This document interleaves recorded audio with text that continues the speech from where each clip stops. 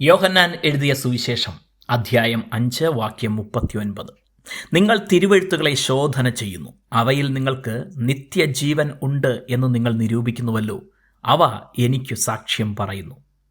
ദൈവവചനം ജീവനും ചൈതന്യവുമുള്ളതാണ്. നിത്യജീവൻ പ്രാപിക്കാൻ വേണ്ടിയാണ് അവ നൽകിയിരിക്കുന്നത്. അതിനർത്ഥം തിരുവെഴുത്തുകളിൽ നിത്യജീവൻ കണ്ടെത്താൻ കഴിയും എന്നാണ്. പാകം ചെയ്യാനുള്ള വിധം ചില ആഹാര സാധനങ്ങൾ വാങ്ങുമ്പോൾ അതിനോടൊപ്പം കുറിപ്പായി വച്ചിട്ടുണ്ടാകും. ആ കുറിപ്പ് തിന്നാനുള്ളതല്ല. അതുപോലെ ആഹാര സാധനവും അതേപടി തിന്നാനുള്ളതല്ല. വിശപ്പടങ്ങാനും ആരോഗ്യമുണ്ടാകാനും വളർച്ചയ്ക്കായുമൊക്കെ ആ കുറിപ്പിൽ പറയുന്ന നിർദ്ദേശമനുസരിച്ച് അത് പാചകം ചെയ്ത് കഴിക്കണം. ദൈവവചനം ഇതുപോലെ നമുക്ക് നിത്യജീവൻ ഉണ്ടാകാൻ എന്ത് ചെയ്യണമെന്ന് രേഖപ്പെടുത്തിയിരിക്കുന്നു. യഹൂദർ ദൈവം നൽകിയ തിരുവെഴുത്തുകളെ വളരെ ബഹുമാനത്തോടെയും ഭക്തിയോടെയും പിന്തുടർന്നിരുന്നു. അവരെ നിത്യജീവനിലേക്ക് അത് നയിക്കുമെന്ന വിശ്വാസവും ഉണ്ടായിരുന്നു. എന്നാൽ അത് എങ്ങനെയെന്ന് പലപ്പോഴും ശരിയായി ഗ്രഹിക്കാൻ അവർക്കായില്ല. ഇതേക്കുറിച്ചാണ് യേശു അവരോട് സംസാരിക്കുന്നത്.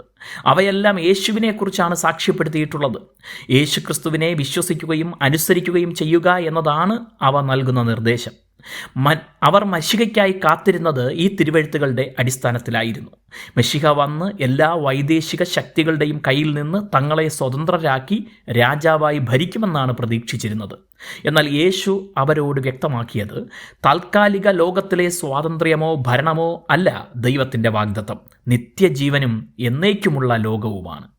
ഈ ആത്മീയ സന്ദേശം അവർക്ക് ഗ്രഹിക്കാൻ കഴിയാത്തതിനാലാണ് അവർ ഈ ലോകത്തെക്കുറിച്ചും ഇവിടുത്തെ രാജ്യത്തെക്കുറിച്ചും മാത്രം ചിന്തിച്ചത്. ഇന്നും പലർക്കും ആത്മീയ കാര്യങ്ങളെ മനസ്സിലാക്കാനാകാത്തതിനാലാണ് യേശുക്രിസ്തുവിനെ ഇവിടുത്തെ ആവശ്യങ്ങൾക്കായി മാത്രം കാണുന്നത്. ദൈവവചനം നമ്മുടെ നിത്യതയ്ക്കായി നൽകിയതാണെന്ന് മനസ്സിലാക്കി അതിനായി അനുസരിക്കുക. ദൈവം നമ്മെ അനുഗ്രഹിക്കട്ടെ.